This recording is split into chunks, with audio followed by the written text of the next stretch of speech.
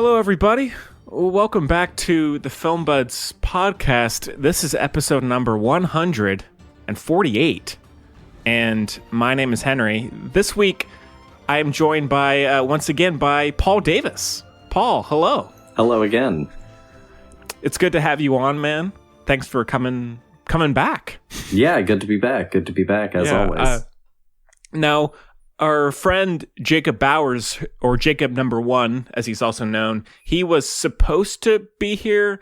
We don't know if he's seen the movie, actually.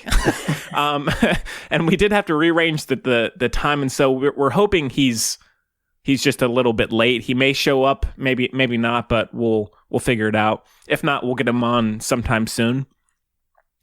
This week we have a review of the Mulan remake, which is available on VOD, and I think it's going to be on Disney Plus in about a month and a half, maybe. And then we have a listener question concerning the validity of iconic movie holidays like Alien Day, Back to the Future Day, because of course that is what is on everybody's mind right now. That's what people care about. So we're going to tackle that. Then we have a pick of the week, all the usual stuff. So thanks again for joining us. Guess we should say we are recording this Saturday, November 7th. Mm-hmm. Biden and Harris have won the election. Yeah. Congratulations to them. And it's been quite a week for everybody. Been quite a few years for everybody. Paul, how you doing today?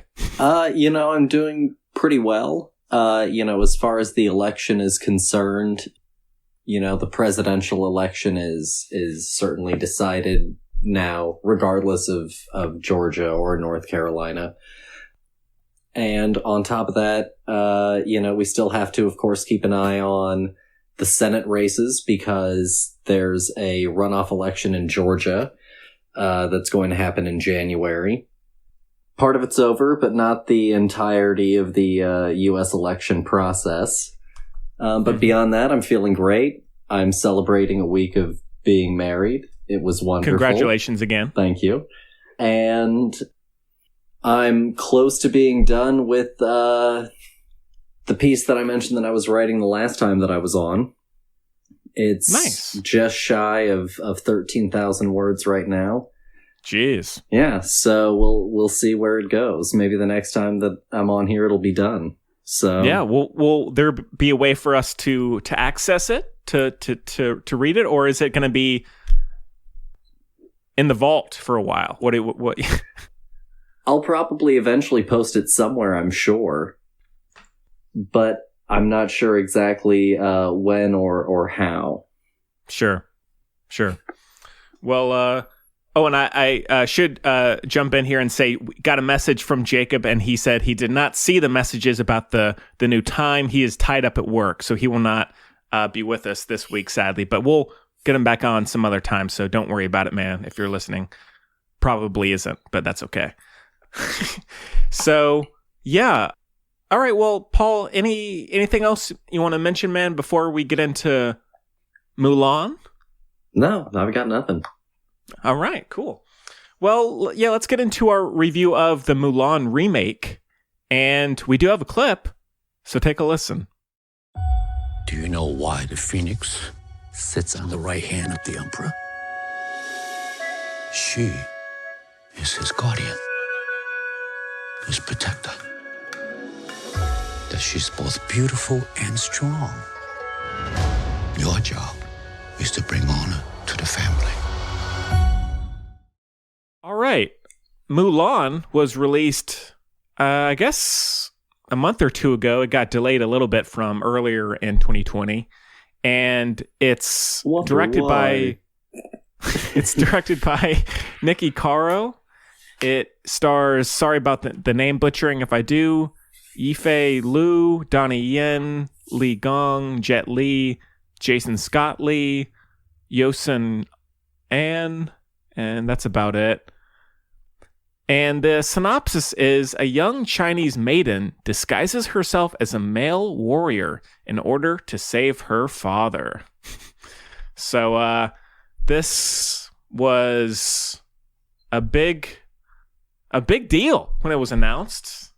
Some controversy amongst other things, and it was supposed to come out right around the time of, I think, right when the pandemic hit, and so it got delayed and didn't get released in theaters. But Paul, you said you had seen this one back in the summer, was it? No, not back in the summer, but back when it came out. I saw it when it first dropped. I went and, I have a Disney Plus account, and so I did the whole, oh God, what was the stupid name for it? The Premier Access, that's what it is. Right. Which I couldn't do, like, through the app that I tried using at the time, like on the TV or something. I had to go onto my laptop and like do it like through that or through my phone specifically. And so I was very irritated. It was a whole process because I was like, Jesus. And so, yeah, I spent the $30 to go and watch it. It was only worth the $30 because I watched it with 4 people. If it had just been me and my wife, I probably would have been a little bit more grumpy about having spent the 30 because I fell asleep for a solid portion of the film. Sure. But I gotta be frank with you, I woke up and I realized that I missed nothing. So I guess that's my first comment on the film as well. Now, are you, because haven't been on the show too many times yet, are you generally a fan of the live action Disney remakes? Have you liked them for the most part, disliked them for the most part? Oh, I have disliked them for the most part. Is there a one that I like? I mean, Jungle Book's okay. It's inoffensive. Not a Lion King fan? I haven't watched it. Oh, Paul. I didn't care. I saw Beauty and the Beast at... Jesus. I spent the money on this. I saw it at Grauman's Chinese Theater, like on opening night, and I almost fell asleep during that. So, no, I'm not overly fond of the live action remakes. Not a Maleficent fan? I still haven't seen it. Paul, you're missing out on so many great gems here. I'm not. I know I'm not. That's fair. So, yeah, I like, as I've talked about on the show before, I really like historical epics, military, war epics like this. And so that was my main reason for seeing it. Oh, actually, I should ask, Paul, do you like the original Mulan? Are you a fan of that? Yeah, I love the original Mulan. It's actually my father-in-law's favorite of the Disney Renaissance films because he loves military stories. I quite enjoy Mulan. I think that it's a great one.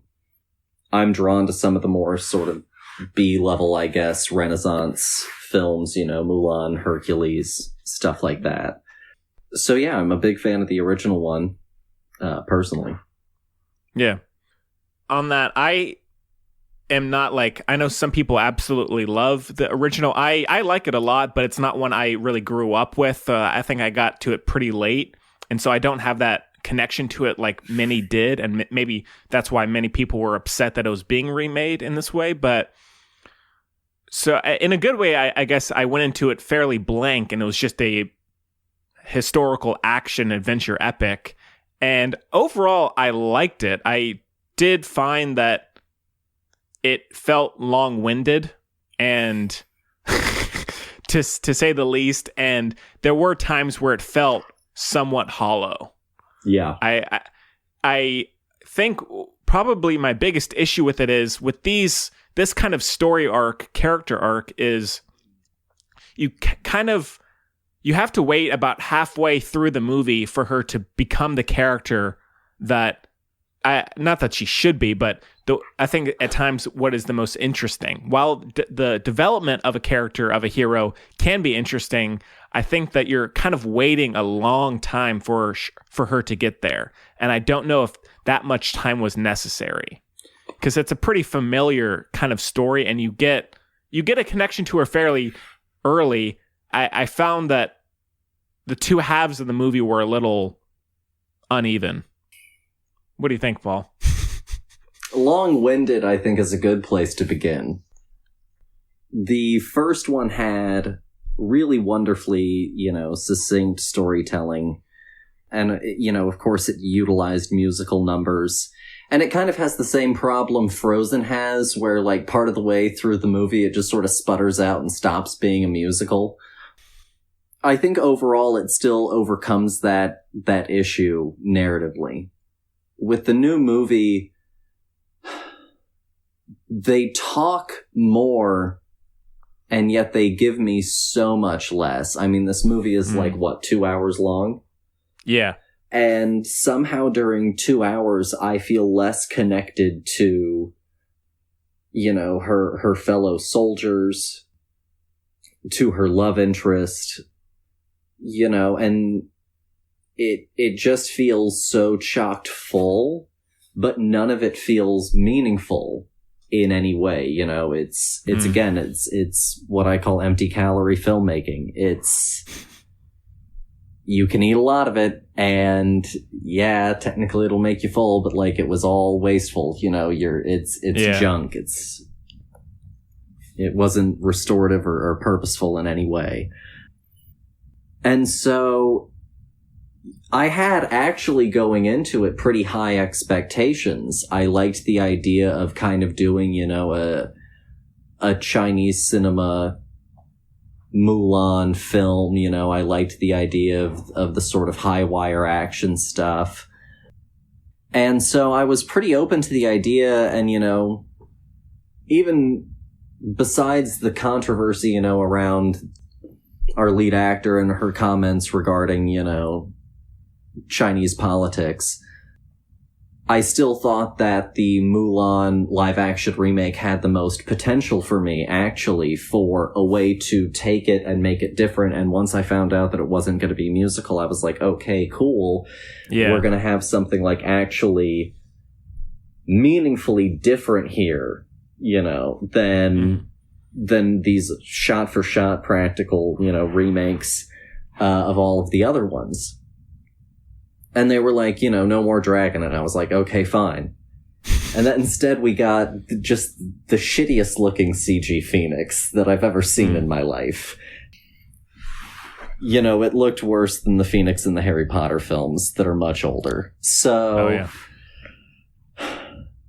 Then I got to the film and we started watching it, and it absolutely killed me. Like, it was just dull. It was talking me to death.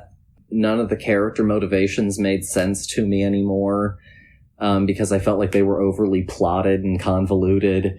You've got this witch that's all powerful, but she's giving in to this dude just because.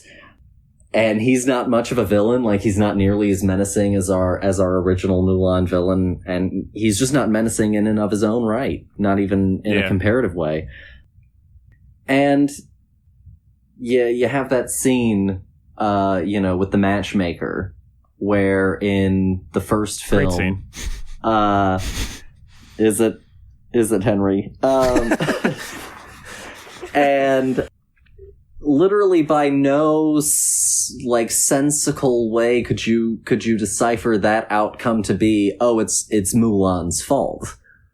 You know what I mean? Like, right. She was just doing what was right because she knew that someone else was going to freak out in the room and mess everything up. And the matchmaker was like, you're going to do what I say. And she was like, okay.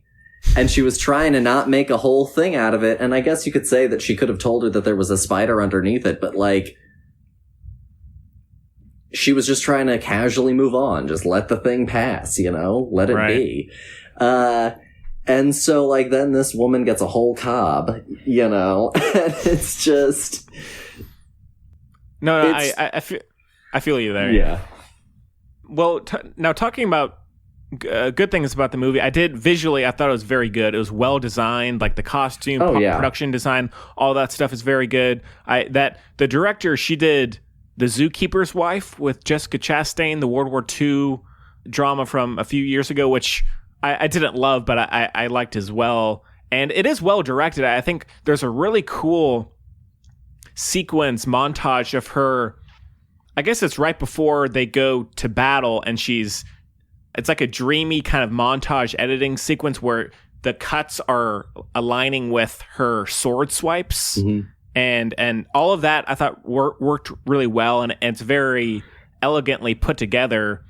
I think the witch relationship with Mulan was probably the most interesting of the movie. Even though they kind of come out of it, they inject it very inconsistently. Like I was kind of wanting more of that, and I felt like she would just kind of jump in and out. Also, one thing with the battles is that the trailers and how it's directed is like it makes it out to be very grand, like epic, like almost like Lord of the Rings kind of battles. But the sequences, whether it's the direction or maybe just the concept itself, I felt like the battles were kind of underwhelming. It seemed like they were just these little small, almost guerrilla armies that were coming together, and they didn't really feel that epic at all or that compelling. And so that was a little disappointing because I was thinking, let's make this the Lone Ranger, Paul. Let's have the train sequences, all that stuff. Let's get gore in there, all that good stuff. But so in that way, I liked the avalanche sequence. That was quite good. But overall, I did not enjoy the action as much as I thought I would. Well, I mean, and maybe that's just my inexperience with the original. No, I think you make a really fair point. It didn't have any kind of... Okay, so like Lord of the Rings is a great example, right? So when Peter Jackson made the Lord of the Rings trilogy, one of the first things that he spent at the time Miramax's money on was pen camera, a whole bunch of scale soldiers, and cardboard scale models of all of the sets of the major battle arenas. And he's a massive, war history buff, and so he sat down and he planned out all of the battle sequences, and that was the very first thing that he did. And he sort of sat up, and used military strategy and figured out how to do all of those battles. And that was the very first thing that he did. So then you look at the battles of Mulan, and you're right. They, instead of going for, epic battle sequences for what's supposed to be sort of this massive war film, definitely do go for just the one character in the one area with like a small batch of enemy soldiers kind of thing, where they dispatch them, along with their few trusty companions. And then that's kind of the end of the battle. And I think that that's why it feels so sort of small scale to you, is because they definitely make it, in the wide shots, it looks like it could promise more, and then you get into the actual action of it at all. And it feels very much, shot on a set, small scale, 20 bad guys. Yeah. Fight them, beat them, yay. Which now it can work, but I think in the way in which it's presented, it feels choppy. It doesn't really work. Yeah. It doesn't vibe. Although when she comes out on the horse from the valley, great stuff, Paul. Great stuff. And she's doing the little tricksies and all that. Great stuff. Well, what are some other things about the movie? And perhaps even comparisons to the original that... Well, I guess in terms of things that I like, just to be fair with the film, of course, everybody gets one. I do, of course, agree with you. I do like the design. I think that, there's some really good visual elements to it. I love the actor that plays her father. He's tremendous. Oh, yeah. Yeah, that's it. Did you like the lead actress? No. I thought that she was flat. I thought that she was pretty bland. I felt like people were either bland or over the top, and she landed on the bland spectrum for me. Her love interest was also on the bland spectrum for me. Yeah, see, I liked her. I just didn't think that she had chemistry with many people. No, there was no chemistry between her. There was certainly no chemistry between her and her love interest. There wasn't a lot of chemistry between her and the other guys sort of in the platoon with her. I'm not sure why they felt the need to split the sort of military leader and love interest figure, because it just added more people to the crowd. Right. You know what I mean? Like, what did that add? When we're looking at it just in a very critical sense, did that expand on anything in any kind of way? Did that complicate anything in any kind of way?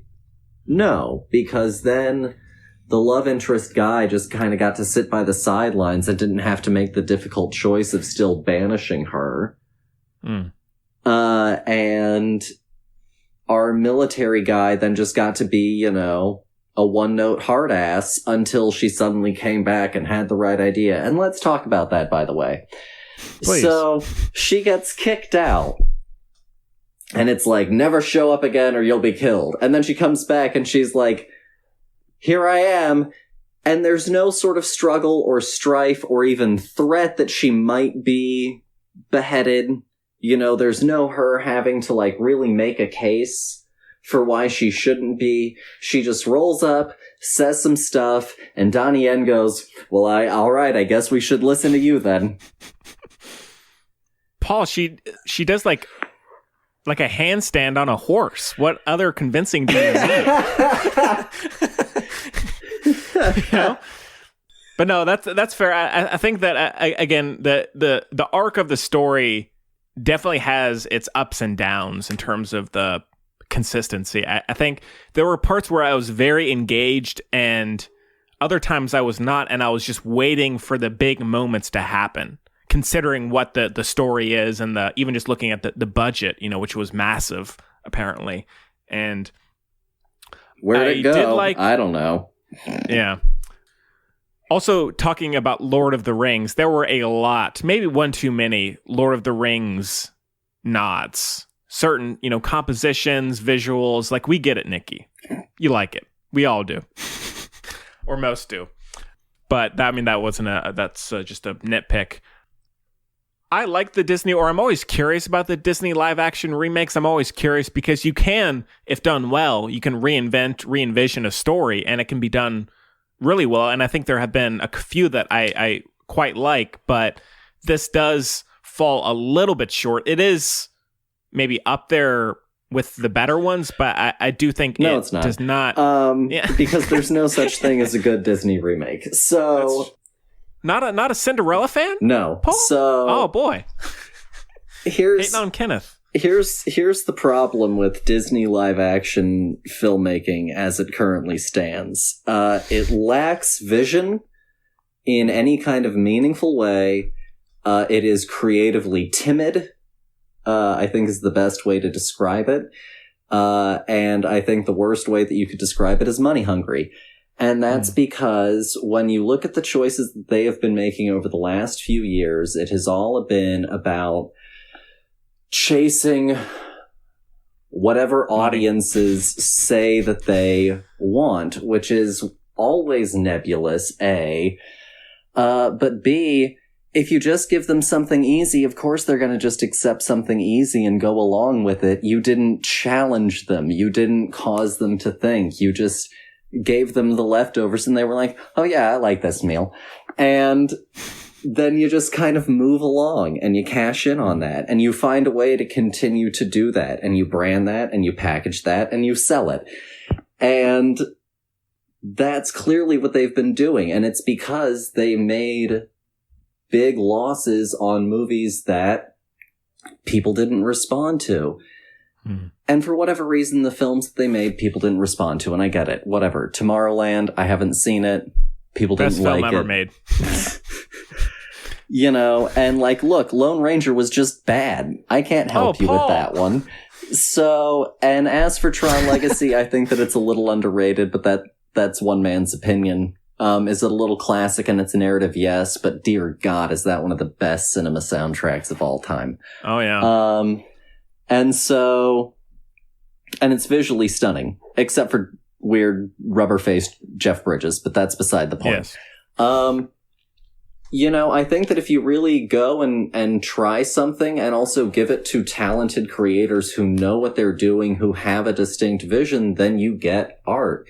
You look at Dawn of the Planet of the Apes, and even though I disagree with some of the decisions of it, War of the Planet of the Apes, that's a director who had a clear vision on what to do with this character that he inherited from Rise of the Planet of the Apes, and how to truly turn it into something that was epic in scale and was a whole new take on the franchise that was just as valid and was also entirely different.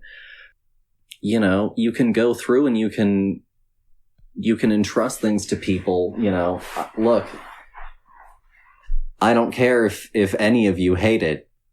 You're idiots. The Last Jedi is a great film, and because I agree. Exactly. Rian Johnson was a guy who took something and he had a vision, and he furthered what Star Wars could be with that movie. And so if you give talented people with ideas, with fresh ideas and creative vision, the range to work, and if you let them take bold choices with the content, then they can reinvent it into something that's spectacular that will also make money. Just look at what some of our great horror directors have done lately. It is by no means anyone's slouch. Look at Jordan Peele. He's killing it with his horror films. If you let bold directors do bold things, whatever the genre is, people will want it. And instead, Disney has decided to go for the opioid of the masses. They've just decided for nostalgic pablum, and it's dreadfully dull, and that's why I'm also hating The Mandalorian Season 2 so far.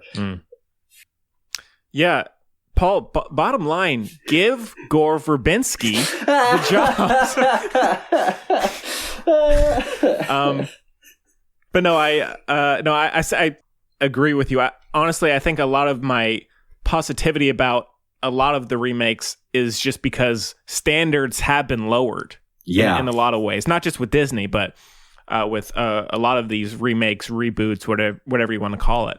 Check out Terminator Dark Fate. But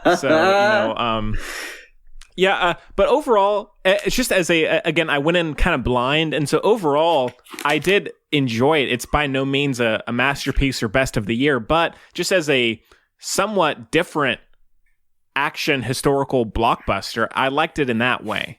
No, that's fair. Yeah. And I, in terms of it feeling long-winded and its epic feeling, or I guess at times wannabe epic feeling, is it either should have been a half an hour shorter or an hour longer. Yeah, actually, really. Yeah, so I guess the original is less than 90 minutes, I would think, or about that, probably. Not a clue. We could look that up, probably. Yeah. Or we can leave that one for the listeners, a little engage. They can... do your homework. Yeah. I'm a teacher. Do your homework. Yeah, interactive there. It either should have been quite short and just been a somewhat simple, tight live-action remake, or it should have been like, Transformers 4, which is the one I always go back to. It should have been, 165 minutes, 3 hours long, and for better or worse, it would have had an epic feeling. You know what I'm saying? Like the Hobbit movies, so long, needlessly long.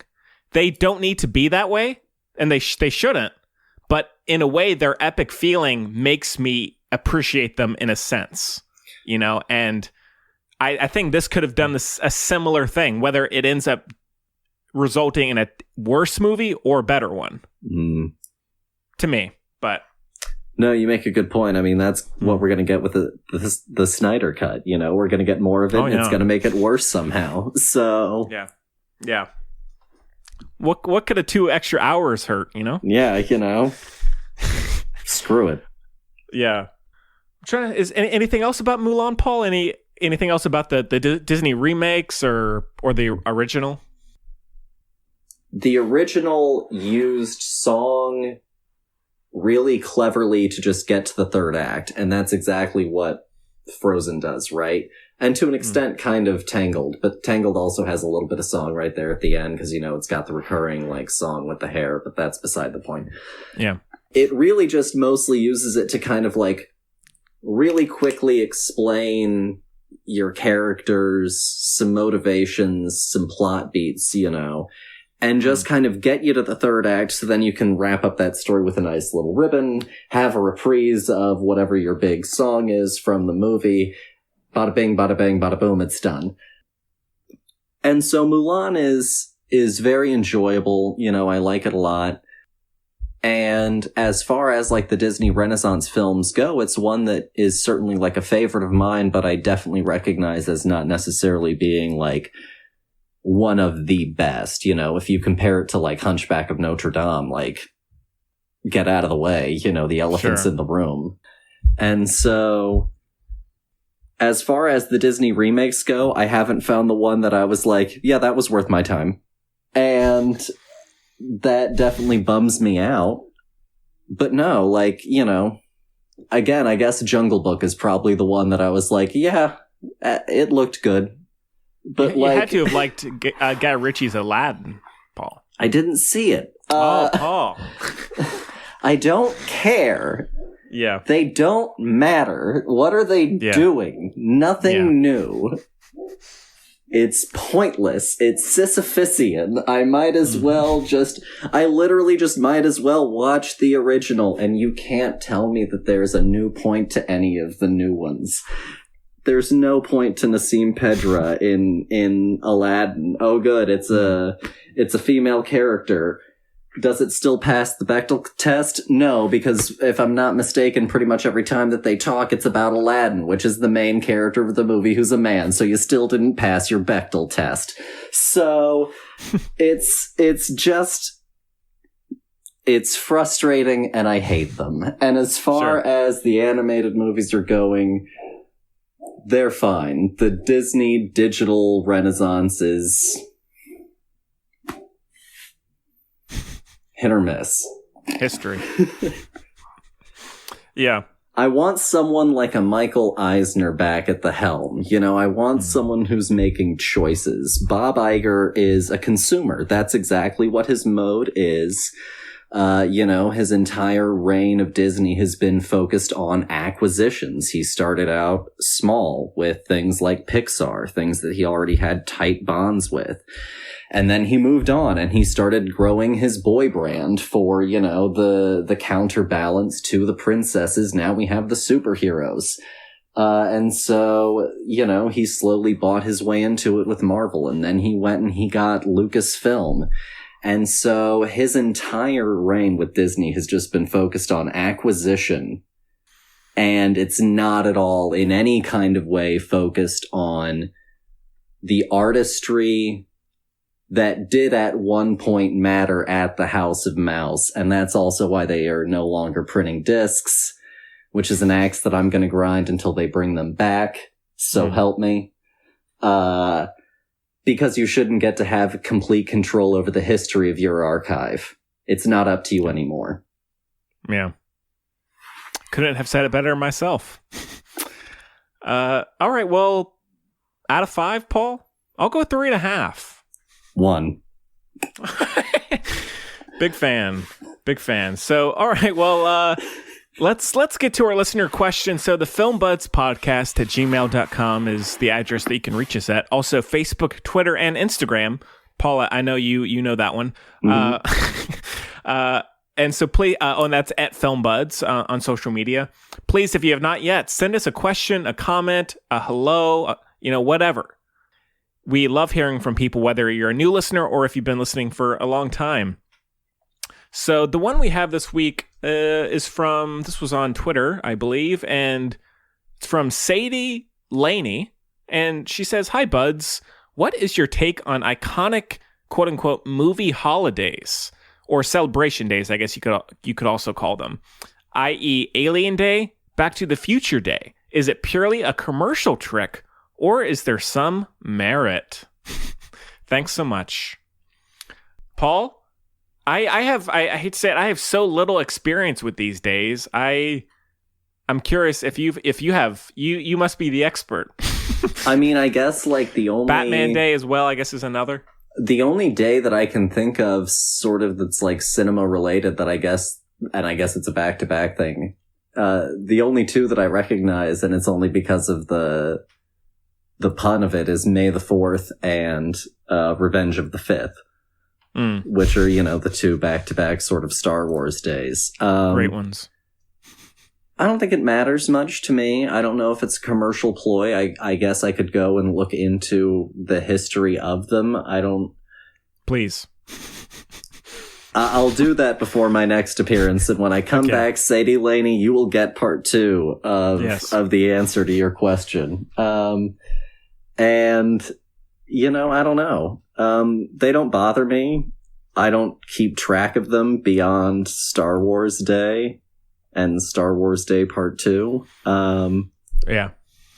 No, I don't really have an opinion. I don't think that... I'm sure that there's probably some sort of bump in revenue for those brands, but also, like, I've never seen an advertisement for Alien Day merch, so... Yeah, I guess I'm the same. I don't really celebrate those at all. Maybe occasionally the Star Wars ones, but I'll see, pop-ups for Alien Day on social media, things like that. But I choose not to celebrate, Paul, celebrate in my own way. And so I think there is, as you said, there is a bit of a commercial motivation there. But, I think it's just people are obsessed with nostalgia these days. And so, like, they're just desperate for anything, or that harkens back to the good old days. And so, but they don't offend me. I'm not angry when I say, oh God, it's Alien Day again, or Batman Day, whatever. So I'm curious if there's anyone else who has the thoughts, or if there is someone who chooses to celebrate those days. Hold on. Please. Dear, movie sort of themed holidays, right? Alien Day, Batman Day, Back to the Future Day, May the 4th, things like that. What's the question again? Is it purely a commercial trick, or is there some merit? Is it purely a commercial trick, or is there some merit? Great dramatic use there. Hold on. I don't know. I feel like if it makes you happy to celebrate it, then you should celebrate it. If it doesn't bring you joy, then, like, that's just one less thing you got to do that year. Sure. Yeah. Paul used a lifeline. Hello. Congratulations on the marriage. I used my lifeline. Yeah. No, that's a good point. Yeah. It's she said it. She said it all. Okay. Yeah. Really. That's it. Very succinct. Yes. Thank you. Anything else about the movie days? I don't know. I'm spent. I'm exhausted. Do people really care that much? I don't know. I don't think they do. Someone does. I mean, no, someone does. Someone loved John Lennon enough to shoot him. So, someone cares enough to celebrate Back to the Future every year. Sure. Paul, I always appreciate your frankness. That ties it in a nice bow. So thanks for the question. Sadie Laney, I'm gonna look up, I'm making note of it, research film holidays, and I'm gonna tell you're gonna get part 2 of this answer later. Yeah. Well, again, the FilmBuds podcast at gmail.com is the address that you can reach us at. And again, Facebook, Twitter, and Instagram. So if you have not followed us there yet, you're missing out big time. Join the mailing list at thefilmbuds.com. Join the Patreon at patreon.com/thebuds, all that good stuff. Thanks to everybody who's supported that and the mailing list. All right, well, I guess we can end off with our pick of the week. Paul, you got any good ones? Any bad ones? I don't know. I've been a bit of a Debbie Downer. I should probably try and find something bright and airy to lift the dear spirits with of the listener. You know what? I watched. Okay, so little confession time. So I managed to make it through all of high school and all of college, with a focus on film, without ever having actually watched Pan's Labyrinth in whole. I had seen bits and pieces of it. I don't think I saw it till college, I believe. And so on our wedding day for Halloween night, we watched Pan's Labyrinth, and it was absolutely incredible. Definitely worth the hype. I didn't feel like it was over or underhyped. I felt like it was sort of perfectly at the level. So if there's so much cinema history and also so much, new content constantly coming. I mean, not so much now, but, there's so much just in terms of even just modern film that has come out that it's easy to lose track of gems that have come out that, are on some sort of list that you have in your head that you're always going to get to that you haven't gotten to yet. So, I guess my pick of the week is to pick something off of that list that you have in your head and to go and watch that, because I did, and it was Pan's Labyrinth, and it was great. It's great. Is that your favorite Del Toro movie? No, my favorite Del Toro movie will always and forever be, and this is an honest to God, no joke reaction. It's Hellboy 2 with the Golden Army. I absolutely adore it. I think it's got great performances, great visuals. I think that it's a great comic book adaptation. I really, truly enjoy that movie. Pan's Labyrinth is probably tied for first, just in terms of his serious work. Although I'll have to try and give, it's supposed to be the second part of a loose trilogy. So I'll have to go and give the sort of theoretical first part a look and let you know how I feel about that one. Please do. Yeah, I'm a big Crimson Peak fan. I know some people were kind of split on that. It's a good one. I liked that one quite a bit, but I guess his next movie is with DiCaprio, Nightmare Alley or something like that. I think that's coming in the next couple of years. Who knows? That might be. Who knows what's happening with COVID anymore? Yeah, who knows how that man's mind works? Who knows what studios will actually give him the money to do? Yeah, I tend to doubt it, but we'll see. Yeah. All right. Well, I'll mention I rewatched Bottle Rocket. Good one. The Wes Anderson debut film with Owen Wilson and Luke Wilson, which I still really like. It's just such an easy, fun watch. Owen Wilson and Luke Wilson have great chemistry, of course, and they're just both these effortless actors, and they can just kind of slip into these fun roles, and it's very loosely structured. Maybe at times drags a little bit just because there isn't really a plot or a narrative. It just kind of goes along at its own pace, but still just very easy, very fun, very funny. And it's before Wes Anderson really gets Wes Anderson. There's a little bit of symmetry there and balance, but it's still fairly loose in how it's directed. And not to say that when he gets there that it's bad necessarily, but it's kind of cool to see him more relaxed. What about Wes Anderson, Paul? Do you what's your favorite? Okay, so first off, I adore Wes Anderson. There's a great essayist who has done some really fantastic written essays that are published in a sort of, compendium, who's also done a few video essays that coincide with it. And he's been following Wes Anderson's career from the beginning.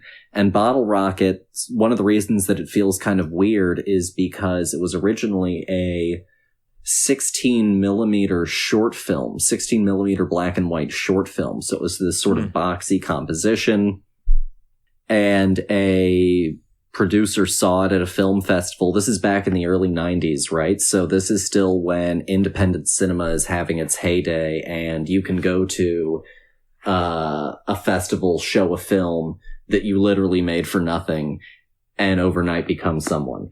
And he shows it, and someone is like, I'll give you just enough money to make it into like a feature film. And so that's what ends up happening with Bottle Rocket. And so then the Wilson brothers and Wes Anderson, who are all native Texans, sit down and just kind of hash out and figure out how to make Bottle Rocket.